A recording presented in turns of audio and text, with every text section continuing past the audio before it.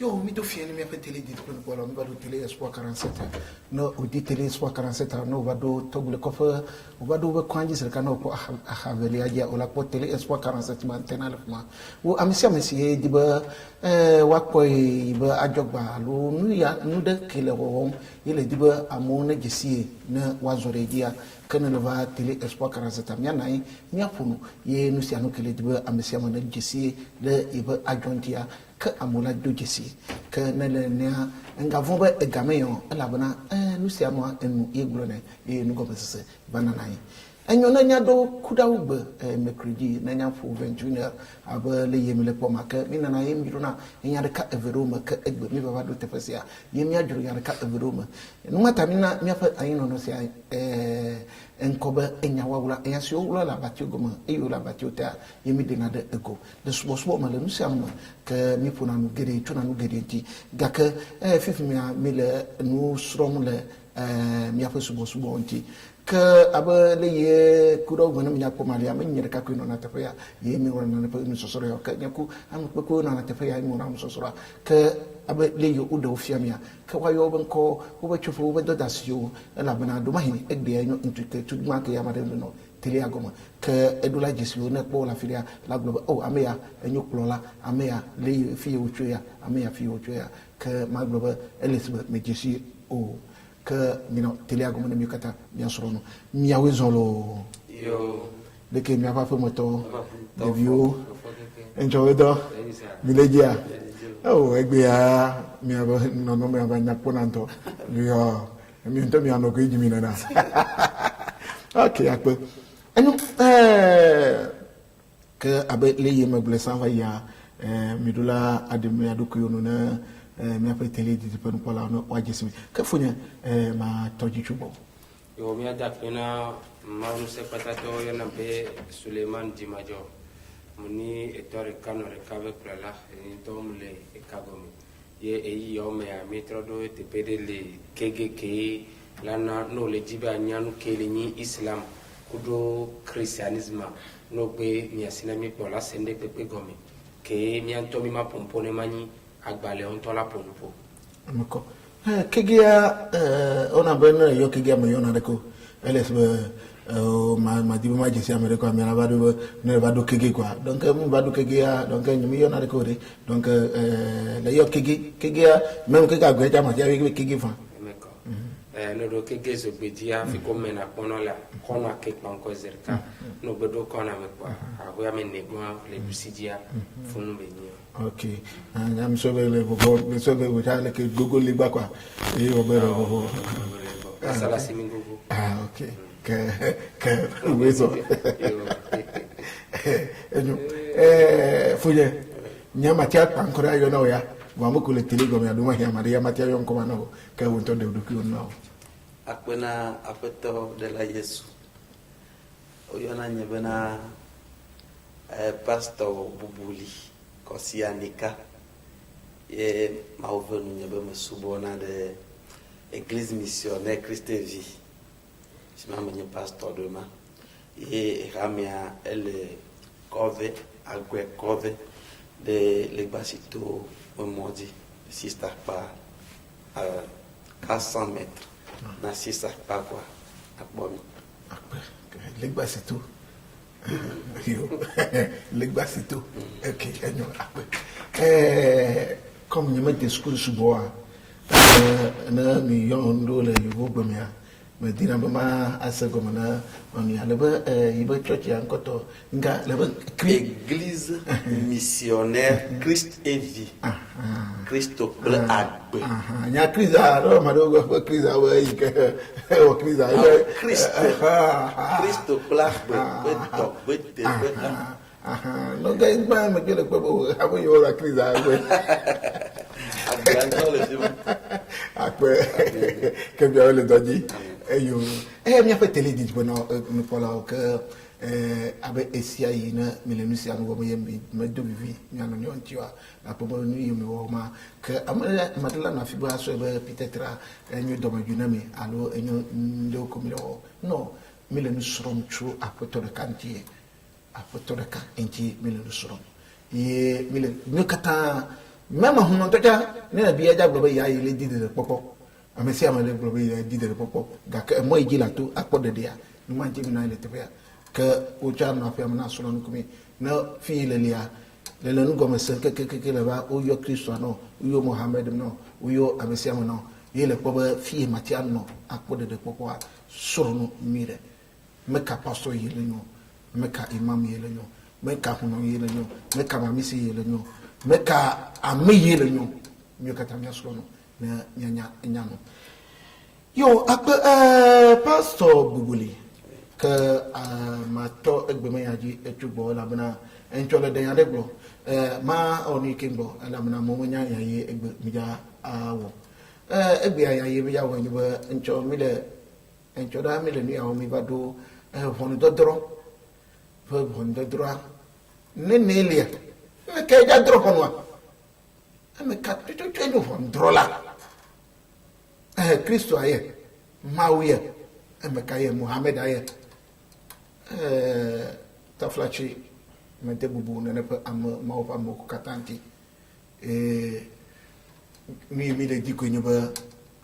mi asrono ame yi ja dro fondo le vondo draja yido mi asrono 20 ye enchwa paso na minya ya rebebo alo manyu ne nto chawo mi katami nya mi debo enkodo le biblama no wiela enko venuna me fama ve edoli anko ba yina hoho be alofa maton be don koma ba trovana ye mi wenya na vovo toto yinto le enko amu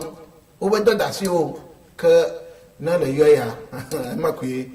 me hoho to ye to mi tona o kata bakana de du que mi asoro no tu na pani anti gami amele subo ta mi ano ponto traba apaji subo ke ngoye na po moi mi awoni que paso enchole glo na mi ba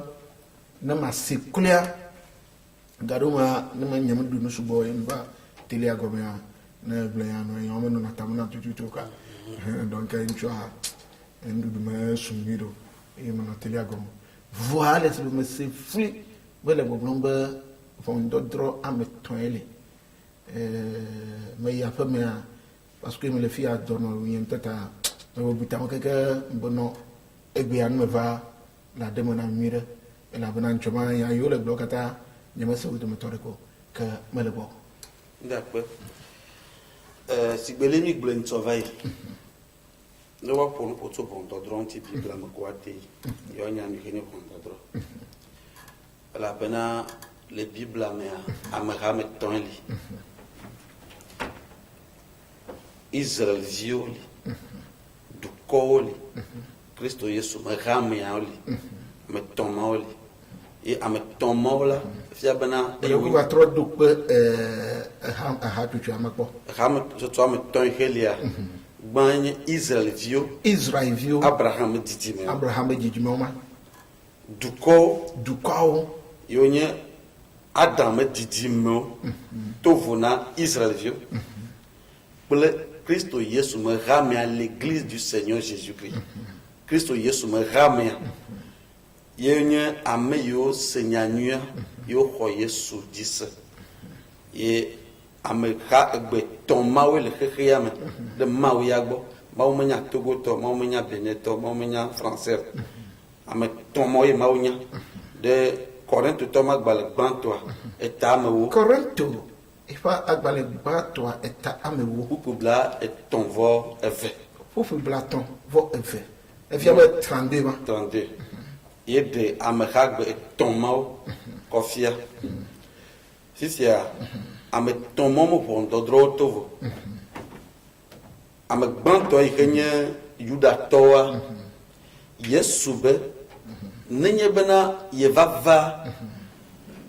la bena yuda tole note bo apetola penkeke ne khlan babla bo bena oguna bena le jour du Seigneur apetola penkeke ma ike yuda to blonaden Ancien Testament me ayanye gaimeye Messia da trova abena esian ava duji ne va ekema Israël vio a pogomede Messia dudwa mea Yesu bena apostolo amewe vuyawa wa nanyide efia zikpui alo bondro zikpui ame wie vedi yo drobo Israel me to yo ve koku de khea to mutia alo duko me yo mele Kristo me gamo o me Juda vitioa ame mawala Yesu to ya drobo no de Matthieu magbaleta bla voto Matthieu eta blave vo aton 25 bla ton voreke 31 quand il est là ne voit des 31 46 voilà et oja drobo no bena meje do mi va ti sanko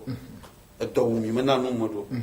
awu vuvu de ntinya ni mena mo awu medo do enyama je oja drobo no du kodo bena wat amio ke tempo goma ya e wa gedeme milan e akpe de kame e se o da dura ni gbaji abena fia o di fia na ifia koku de Kristo Yesu me rame antia Bibla glona mi bena ame yo ko Yesu dise le Johannes ma agbale eta meton bukbu ame wi Johannes eta ameton bukbu ame wi eni ame wi ni 18 à 19 ba ame maula o domo bon do drodavo bon do drome galeo dio Yesu Kristo be hamema Yesu me ramema ame o ko Yesu do e ramea e gomenye bena ame ke se Yesu me gbe yo dogo jodade ke am en yana be Kristo Yesu me ram menye eglia me ne me ni va so bona do donc ame maula e ya o domo bon do drodavo et ma Johannes magbale etamato gagbole epe bukbui bla evo ato e gagbole ke bena bla vonne bla voto e gagbole ke bena ameyo ke ho Yesu ala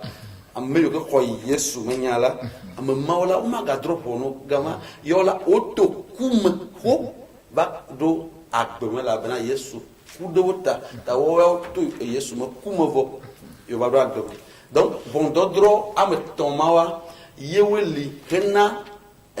gegede Yesu me esiadu akpe de kam ne akpe de ka vai voa ame yo me tititre tsa do titre titia me veli me tititre tsa ola wa tro tititre no tro tititra yo ja note de ne na gede mavo nyenyiam alors domeninu mavoam l'héritage éternel zon ame ko mechi titronya ha chuchuka ame ko mechi titronya ame ko mo ho Yesu diso wo ku khafi Yesu va le efia ba ni Adam ho ba mo ma Adam ne Yesu vala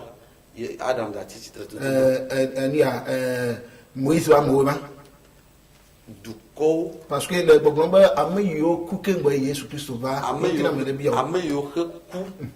afi Yesu va ame Yesu ke Yesu va jigbanto e ho trova glomel ah OK ya ame yo ke va velia ame yo ke ku wo mo ho Yesu adisewa ne va ke ramia ja tititrea ame kokola tititrea ne kpia dia ame moya o ja se e kama yo le ti mandari kama ne ga me ke Yesu me fiado do pakpe de kavaivo ko ko tout fena mi ameyo pour le roque woto e ko dia e kama ame potimo ha tititre ye fimae o ja wa gban de rozo nan ko leme o ye ba gban nan ko leme na gere mafo nyinya kenye paradiso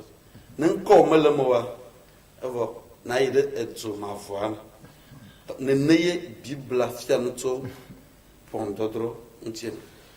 akpe pastor Bubuli e bubu atale nyawo akpe pastor Bubuli Yesu Kristo ibn fafema ebe amesina ho nye enyalise ye wawo lenye soji kudo etonye sina doma ibe soji ya de nepo amea de popoli ne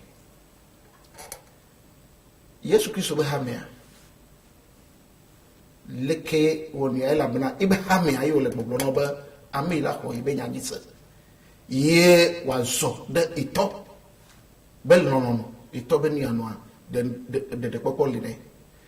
pastor de ame yo be yo ko Yesu Christo wa wo vondo dromeli na wa nene ko Yesu de nene ko Yesu go be bena ne buma wo nu correcto ne buma wo nu correcto de Johannes magbal gban to atamato pour que la terre l'ennemi Johannes magbal gban to 1 Jean chapitre 5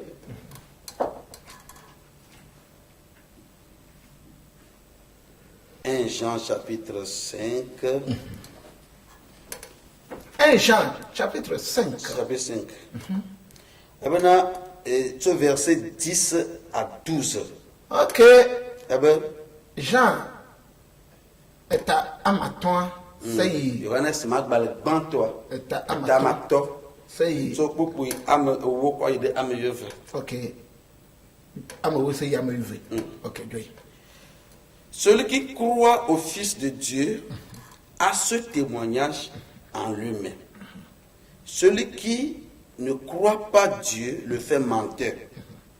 puisqu'il ne croit pas au témoignage que Dieu a rendu à son Fils. Verset 11. Et voici ce témoignage. C'est que Dieu nous a donné la vie éternelle et que cette vie est dans son Fils. Verset 12. Celui qui a le Fils a la vie. Celui qui n'a pas le Fils de Dieu n'a pas la vie. Comment Yesu le boblo de fia bana Johannes le boblo bana ameke ho Yesu Kristo amela maume dase didi la miame vo na meke mo ho Yesu Kristo la amela le boblo ma wala pato nye ye dase didi wo maule nye bana ye nanya gbevo agbe ale yevi Yesu me e kama meke ho viala ame agbelesi ame me gbenya ho ma wo via okola agbe melesi e bi via bana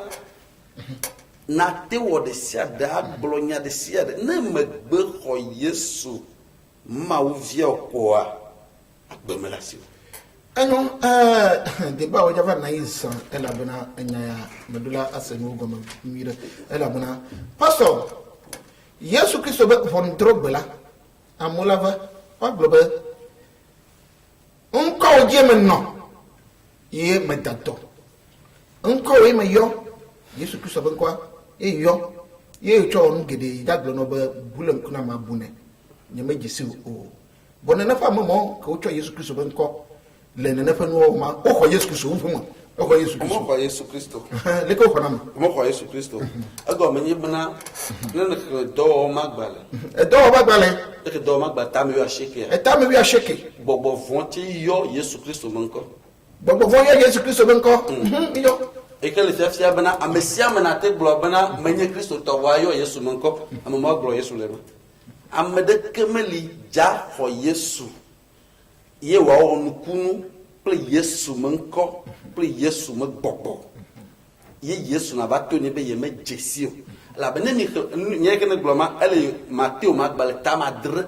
ye menyamal to buku bla vore ke nyamal le ni kle fi manu dia nya baba Yesu le boblo be magblo no bana mi te dale bonye mi mu madzo wala nye me jesi mi pok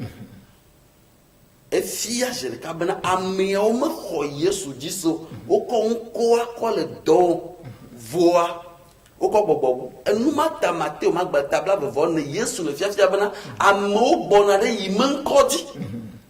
do oda va akoman kokova vo menye yeme bobo yo ko le don ele sigwele ke matonu sigbe mele do de bank ne mo do bank ko ma vo esisi fe me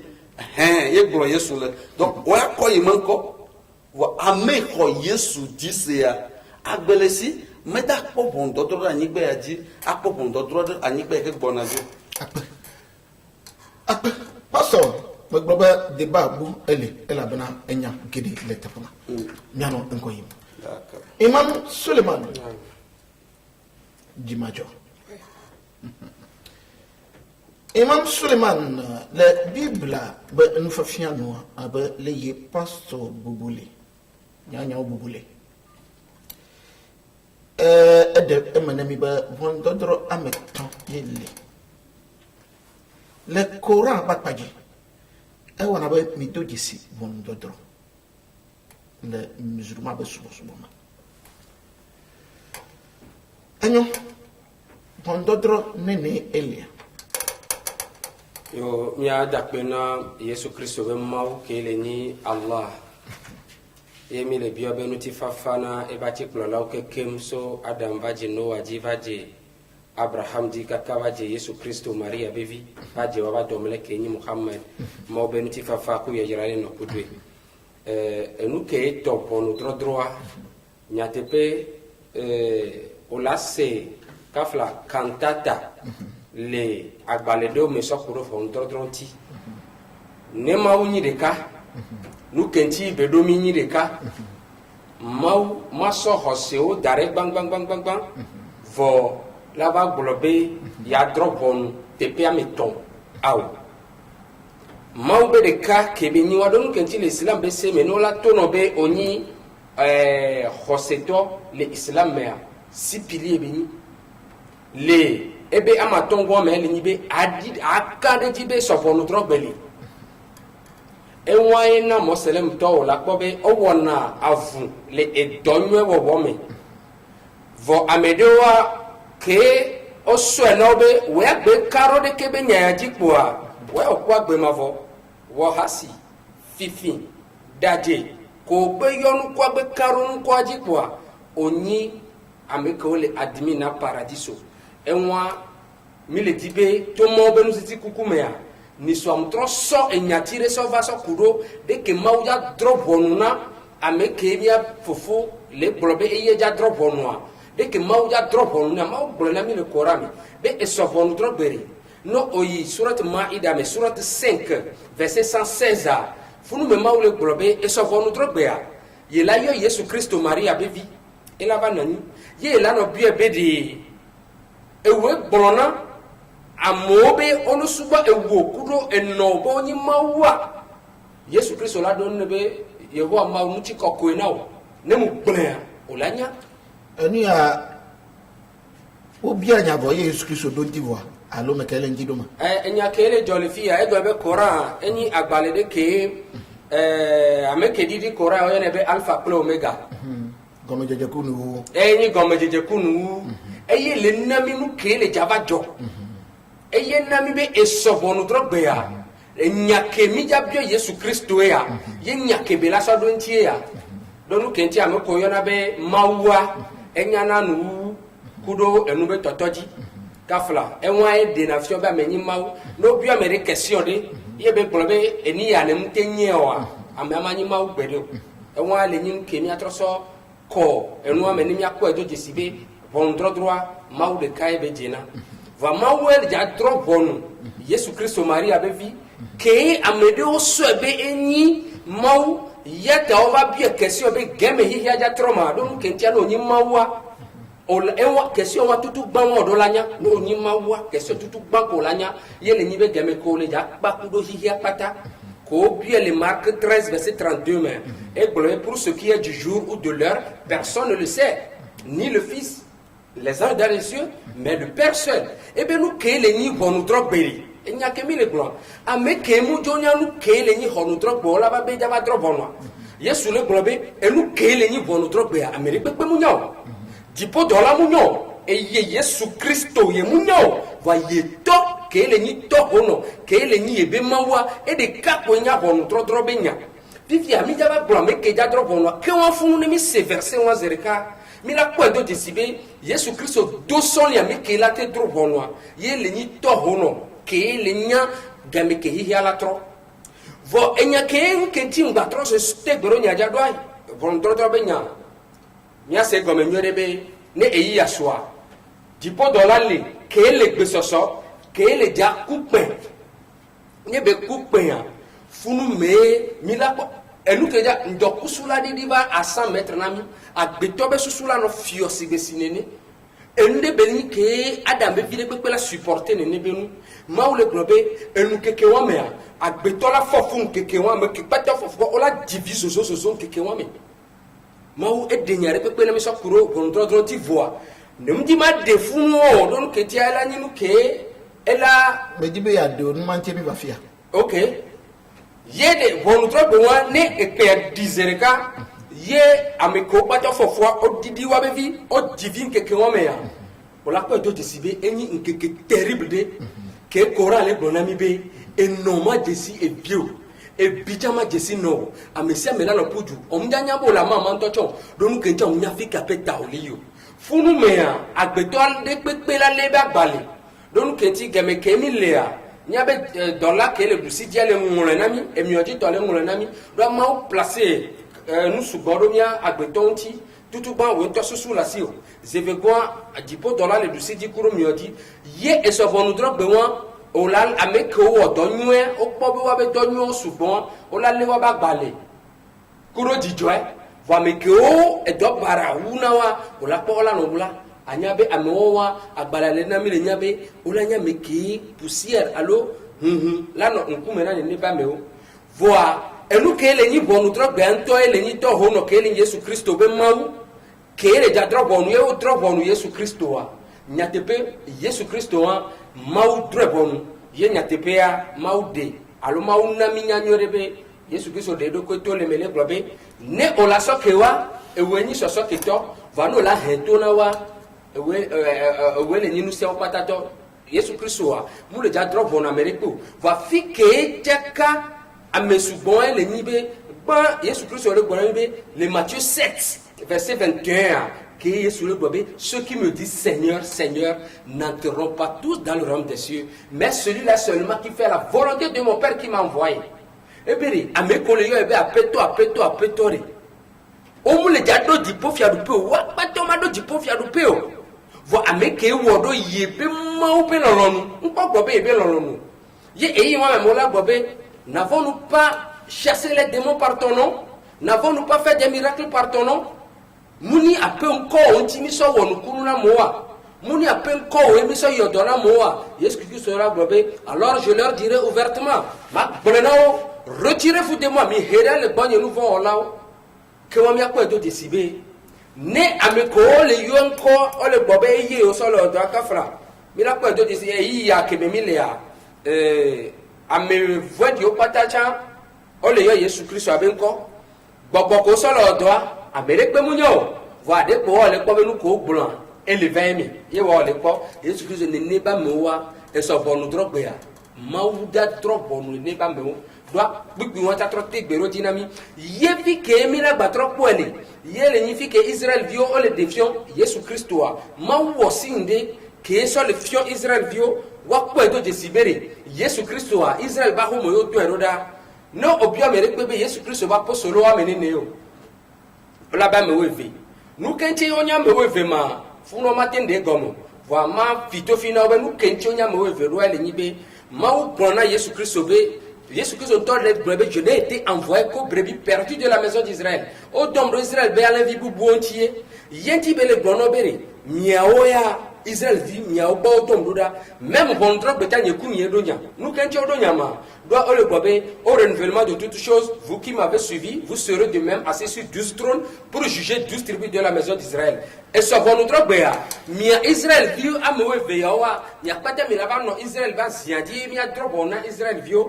quand le bobo ja drop on Israël viu ken bola se bon drop on gomea on la troi Matthieu ba baleme le Matthieu 8 verset 11 que les globés, plusieurs viendront de l'Orient et de l'Occident et seront à table avec Abraham, Isaac, Jacob dans le royaume des cieux, mais les fils du royaume seront jetés dans le ténèbre du dehors, là où il y aura des pleurs et des graissements dedans. Et moi,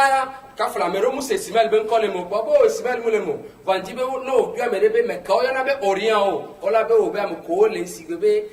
désert dit que les Azitoa, les Orient, occidentaux, les Yovo. Donc, on va pas t'avoir Abraham be planti, ye Abraham be planti, on a dit, à me co, donc, ne Yesu Christ au temps va homo le Abraham be planti, yo le jabuenya, sokudo ebe Israel vionti muni de ja drobonu mauda bienya sokudo nti ne maula bienya prophète de pepe kudo ebe eyiya wapata ole ja drobonu ke wanto honorika ke le ni Yesu Kristo va peto ke amedo kwedo jesibe game ke yo ayo po Yesu Kristo ku ame ke foya eye benya gromle be ye la drobonu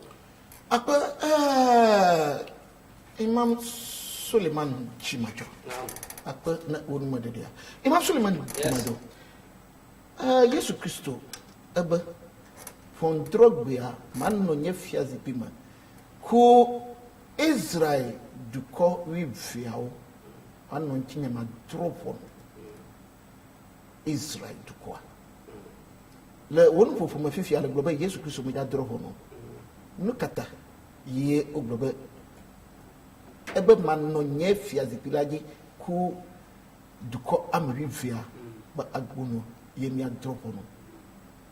nye edukwa nukantie oglobe no ke me da dropo no o nyawa elevi soere kafla bientôt que me le fia so bon drogbe ya maula domi do fia zipedi o la dropo no ko ape vike o dia o ma ba bia wo ape nyanye vola bia wo e vike o dia la bia o vi o benya pour sroko o dia ne o no jojoe le wa mea maula bia nya so kurenti mo e gomele ibe e wo trozo bonu trola o bonu trola gale va wea o le dropo no mi apatae na o dropo no enya ku vinyoa donc no meti e fonu jojo ade ka vinyo podo de papa lo mo pe amesia me la dro e ba gban amere pepe mu le ja dro no viato ne benyi be wa oponpo de ko ni vi oro est-ce que o joro mo jojo dia mo joro mo jojo di donc o le dropo no na nyama paje ma to ba paje won fifia to ya wo be do da sivo e do sukulu e to no bere ame ya yo na be Allah obe a obe amebuye wa we kolenene fato ya joro mo jojo di be Allah ele nyi mawo fifia no wo ba papa o do da si o ken bola ba de viobo miawo ya de kemi suba mawado yo la dropo no wacha amole teliko milo ni so Pastor Anika Kosi Bubuli meja ava trova gowema dake Pastor Anika le globe amaye ela ho Yesu Kristo jisa ne pa amea enyo de popole ne Yesu Kristo va ibn fafia mokata ebe etonye ni ma descourir va me yam na me le imam na so ba mo baba mon père ni ma va ma de ko na be etonye ni ma de ko mi do ami ata gbe na va donc etonye be lo no enyo fifia na le po même yi ma kaka ma gbaduma kaka c'est parce que Aaron be gama yenu ami yene le hojise ho enyayo bobrom de mawunji enti esia la po de popo va kaka va Mose kaka le va do Yesu Kristo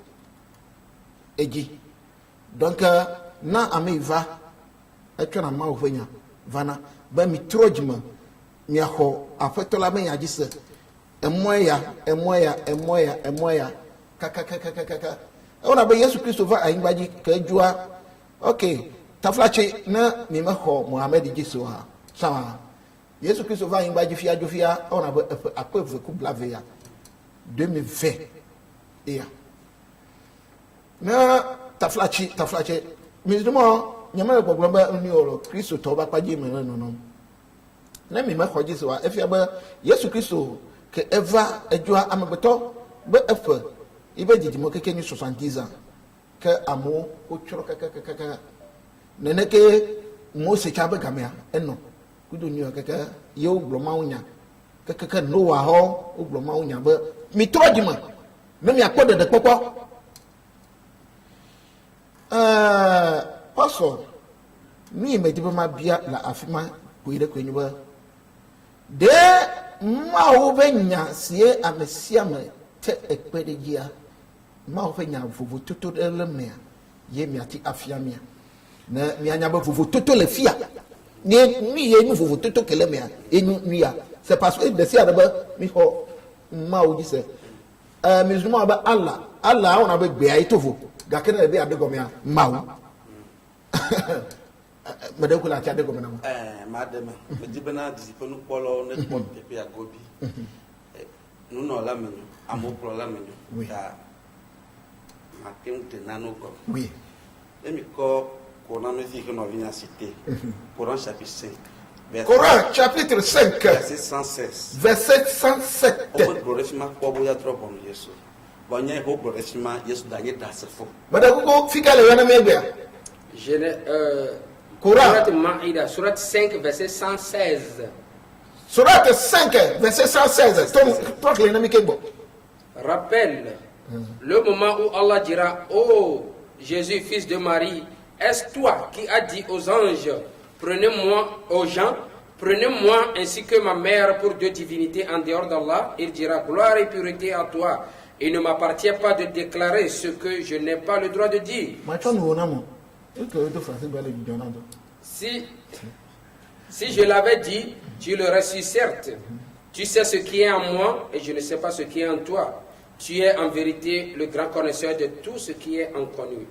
Je ne leur ai dit que ce que tu m'avais commandé, à savoir adorer Allah, mon Seigneur et votre Seigneur. Et je fus témoin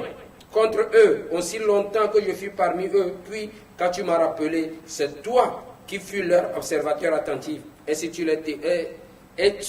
témoin de toutes choses. Si tu les châties, ils sont tes serviteurs. Et si tu leur pardonnes, c'est toi le puissant, le sage. Parce que, eh bien, rappelle, donc, Mohamed sallallahu alayhi wa sallam, Mawele donc, ne donc, eya, gemeke Mawle diabolobe, oh Jésus Christo. Et où est le tona béton, be on est sous-bord, et où, kudo eno, abe, Mawo nenea. Yesu Kristo be nti kokona wa beton ne nkronya wa dumetor pe nawo ne nklona wa olanya munya nu kele nyeme wa enye Yesu Kristo ya ne munya nu kele ewo mawumeo ne nklona wa olanya Yesu Kristo nkronya tu sais ce qui est en moi, je ne sais pas ce qui est en toi. Mais ewele ni enunya la ganto ye obanya vivitime be nunya be je ne leur ai dit adorer mon Seigneur et votre Seigneur.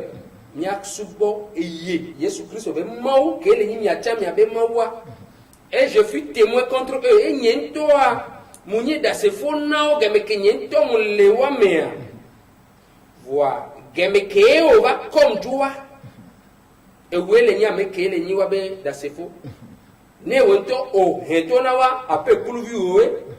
Ne oso kewa e wele nyinu se patato no so kewa wenyu nsakatato na pastor madako kele jayo surata na mifia madako le yo surat 5 verset 107 wa abe 116 eta na le danois yema que la lui 116 amiko OK yema oklan do ye yu egba e amesa meke c'est yoruba français amesa meke c'est opegbe kini nya tegbe do to fofo asiala opo bana o mo le drop on Yesu la sile to ada se fo menye ele benye pastor la magava de Coran me ko ma va do bo OK kitia nya trova tipo velia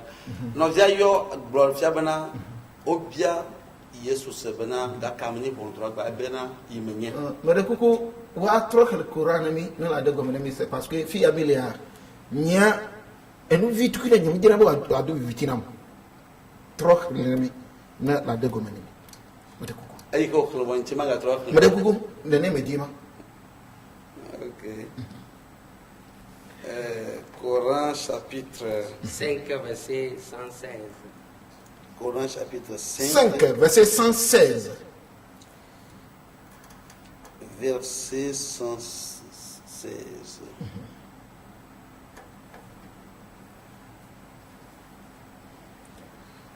92 19 33 83 92 19 33 83 98 39 09 33 mais amesio le télégomme nami va do fia taflachi fia mime wona fefo ye mime chinate le madeke be subo ntio kebun midina be nu yo viviti lentia mi ade echuro lenti ne mi anya be moyedie melia de kuku maraka ngabijo maraka msika sebebo ejiram ga no akode kemo mi kata mi asoro nyanya no akpe to di na lo mi do to mi madafo rappelle donc Dinao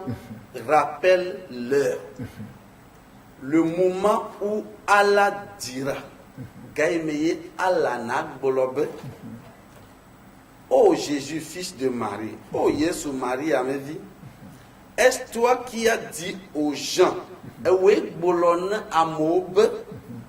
prenez-moi ainsi que ma mère pour deux divinités en dehors d'Allah, Miko Enye, par exemple, Enonye, Abe Mawa me fait, tout vona Allah. Il dira. Miko Enye, ku ma Enonye. C'est what Mawa me fait, tout vona Enye Mawa. Ok, oui. Il dira, et Yesu n'a globe, gloire et pureté à toi. Nti kokwe ple dzatenyenye now. Yesu Christ est mandiablo nyama.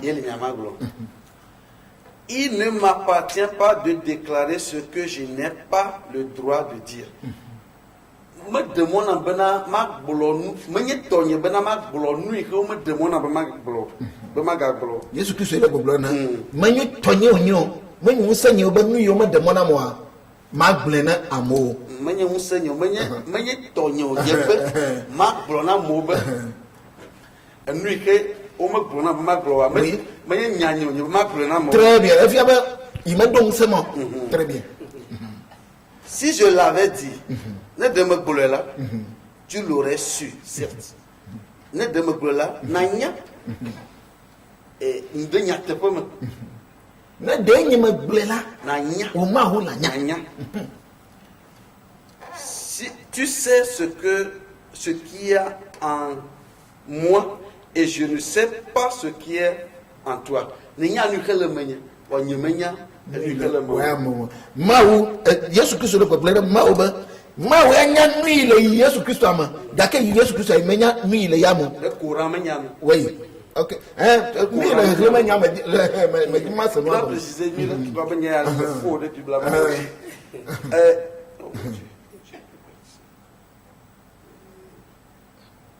C'est parce que nous, Dieu, me dit ma c'est moi comme le globe, il y a deux gommes, mais tu es en vérité le grand connaisseur de tout ce qui est inconnu.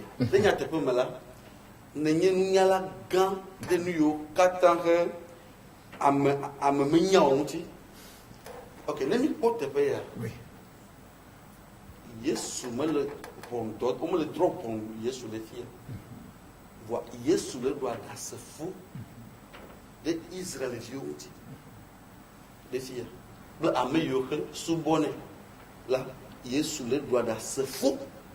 On me le drop on Yesu. Tu m'as comme me le cocona me guéro. On me le drop on Yesu. Yesu le doit à ce fou. De te payer là, ameilleur tu fais nya courroie. Yo nya ameilleur que de courant mon fait noir. Ou Yesu le Maria bena. Ou nya mau ne pom dodre la te ma la bien nya ti Maria ti. Ba wo me fuya yoko. Bena onye mau de courant me nya goglo. Ta edifia bena. O le yo Yesu de fia bena da se fo ne. Bon dodro nya me le mo me dire mo me di pocho. Bon da se fo me nya le fia. Ne mau na die gbeye tonyo na se gom wa trezon la anyonto. E gom de me di ma kono fi mama. Fifia no vinya ayo verset de bena obia Yesu bena bon droit gbea ebe yimenyo mo do lo menyo. Verset ma le Bible. Ma le Bible.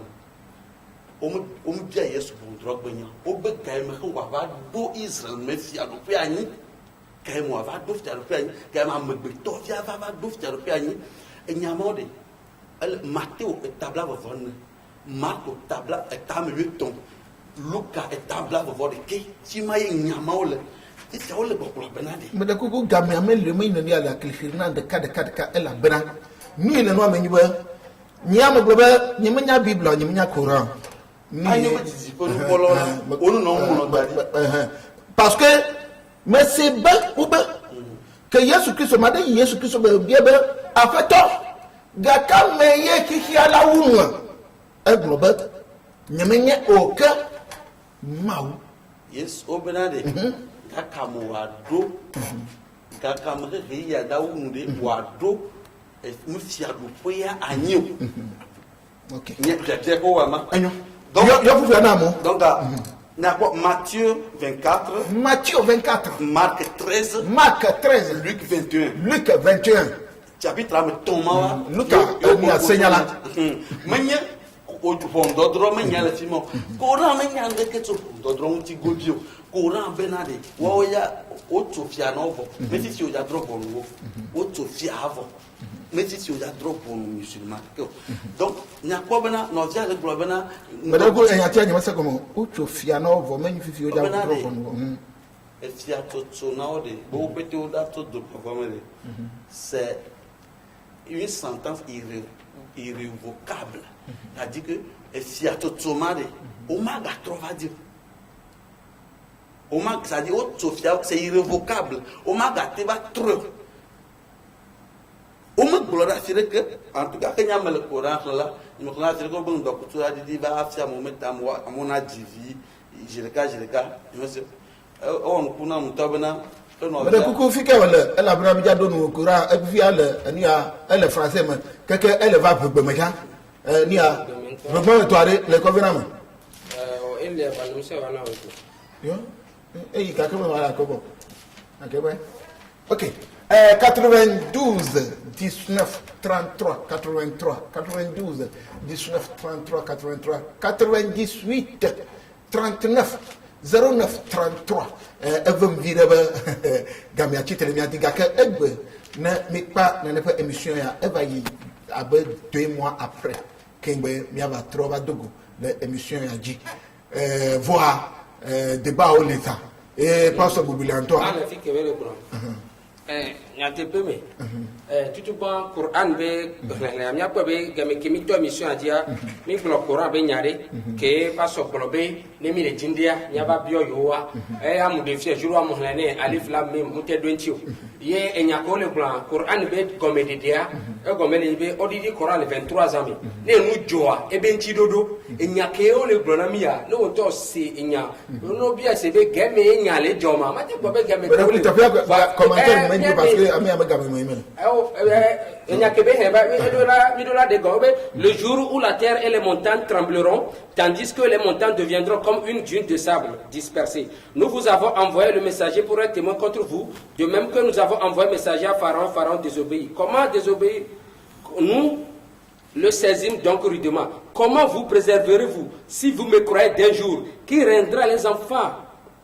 Il rendra les enfants comme des vierges aux cheveux blancs et durant lequel le ciel se fendra. Sa promesse s'accomplira sans doute. Ceci est un rappel pour ceux qui prennent une voie menant à son Seigneur. Les gens ont rappelé.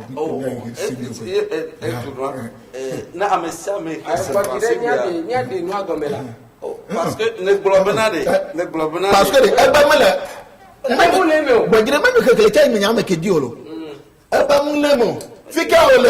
la yosura tanemi kutomia pa ekpa yasura ko bele anomeli Surah 73 verset 14 à 19 Surah 73 verset 14 à 19 passo obe fike olema effectivement ko mari o mo gura fide ke bana e da di va yi nyon na ti bobo mo gura fide ko donc me dibe imam ne ko na mi to nya to pena di ko no kolo imam fike ndoku jadi diva ye yono di fikle ye onrobe wa vio mesiama le ito dima me de kuku fike ole alo mele nenepe obo enyake msobana kengba mi tom tele nywa ego mele nyibe Quran amule sigbebe Roma ba gbalene no enu kejo ye o le gronya fia ela tatimila de gome o la pori ke enwa nko to le nyi dipo alone game ke dipo le ja fin e ya de gome alo Korea le gome de gome nyane ndo mpore pe ma pola gbale koko ya ke nu ile o le fimade ye mi le di le gba evio pastor gbogbo ba imekwe o bajire mi do le fi de vio minga tafate pastor kudo imam minga fulumo non ça passe minga fulumo ça passe très bien nous il a nommé pastor mais arifia un moment konamo wecha le buwa que maman konamo nous il a nommé mbere uba pastor le boblombe il m'a pas le courant ben il faut un document didi elle va à 100 mètres. Hier, elle fout noir et le jim. Oh, il me paye le Coran. Si on est le Coran, mais Coran surat 0. Hier, on l'a. Quoi, on n'a pas sur le Coran surat 0. Quoi, pastor, il y a surat 0 à n'a le noir pour si qu'elle moi le quoi donc non mais on couvre méthode cristiano que nous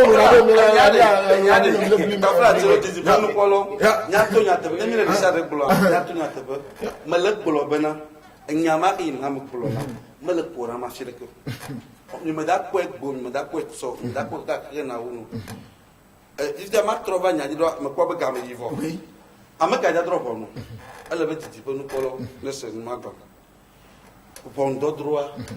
à mettre un bon droit là mais pour Somme 50 verset 6 Somme 50 verset 6 Salomon et les cieux publieront sa justice car c'est Dieu qui est juge elle a bana mawenye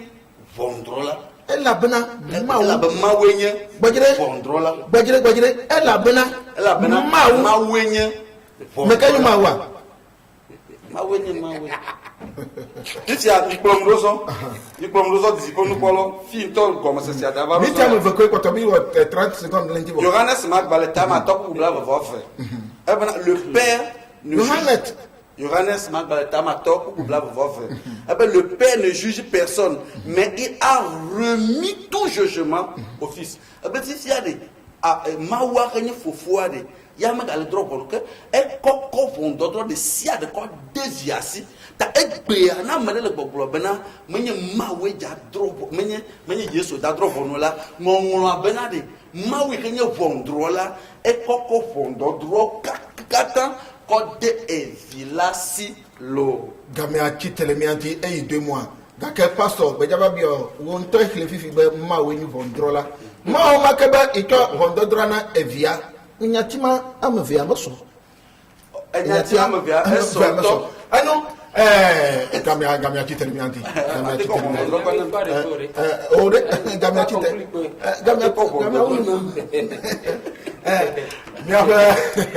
gamia télé disbon voilà oba vivima vona go kunti ke be odanasi e danando que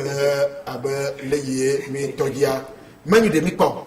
ne ba mi amvea oba na mi amvele e kodama e me tolia nyina avudela que me jala fu ne wa ba tro im bodu me vire parce que egbe awo ami amvea Ronaldinho no fia Cristiano no fia ole bulinga donc nyum le na ko go donc mi aba tro ba me bodu na mi apa ko via me amia ko ameye no fima e otra asino ntia enyo mia be fufu de ka mia poto de ka ko wi ba Frédéric an me yo men ko kware aw en tout cas menu yo boy mi de na de tu fa donc e wo ba batia do no fuma le voto ok ye no fuma tra sino ntia mi se mia fa be video le mia fa tepo kana mi yo fuma mia va Suleiman e ya ji jone ye no machine aji yo mi po nchu taglaja ya ke no ele tepesia ye uno no fum chu eida ke ke badu wala be kana mi fa mia fa ai no ya mia po Imam Suleiman Jimajo cho e kagoma que me jaba tutu ya de kagoma no aba troyi no aba di Coran fi ke makponya mtimado no surat 22 verset 2 le que bibi o ka metiyo Coran moni donc na mi jole fa mi aba pastor Bubuli que echo o yerba pastor kosi Anika Bubuli echo medo legba setoyo nyen re fuma que echo egbeto aba so fia nya yom ko be mi anovi mi abi mi afofo Jasco e do fama que eva enchokuragbe ga ka enchokuragbe ya mi jakpo emission bubu le fia e mi aba so no que mimla mire mi adama mire mi dogbere mi ata mi apere mi anticha ala bana edo ahia na pepere ndi wo ame di bi a mauto na video na ba me nei kwa pedo mi anti na mi awodo anu anu akpe pastor akpe mi awodo ke mi agboba bye bye.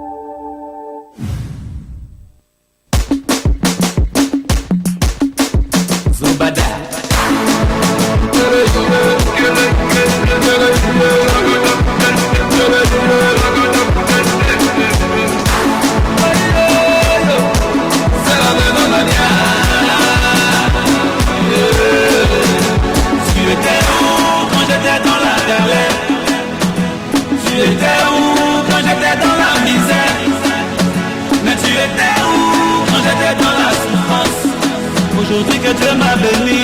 tu veux t'accrocher. Tu étais où quand j'étais dans la galère? Tu étais où quand j'étais dans la misère? Tu étais où quand j'étais dans la souffrance? Aujourd'hui que Dieu m'a béni, tu veux t'accrocher.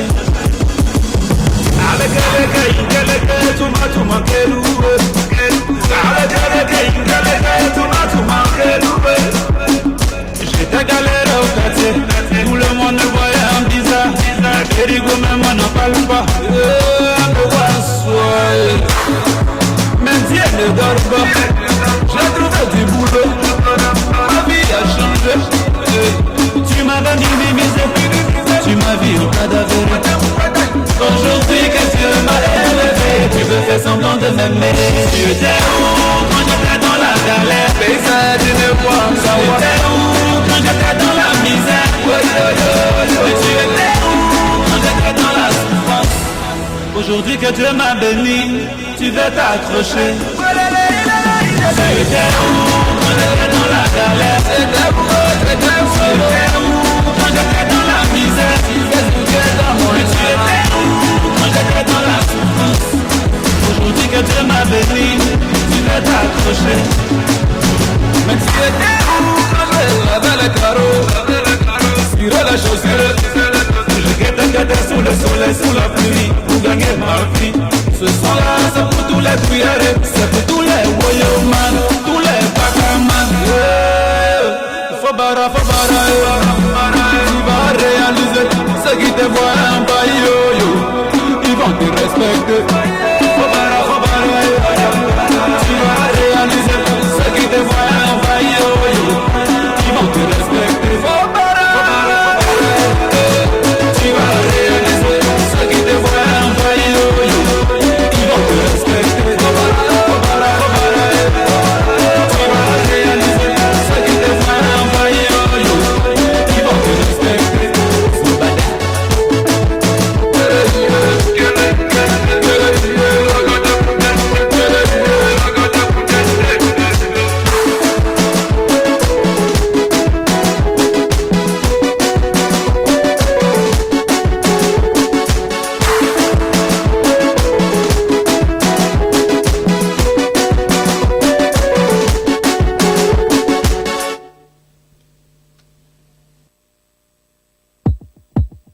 Tu es ma titulaire.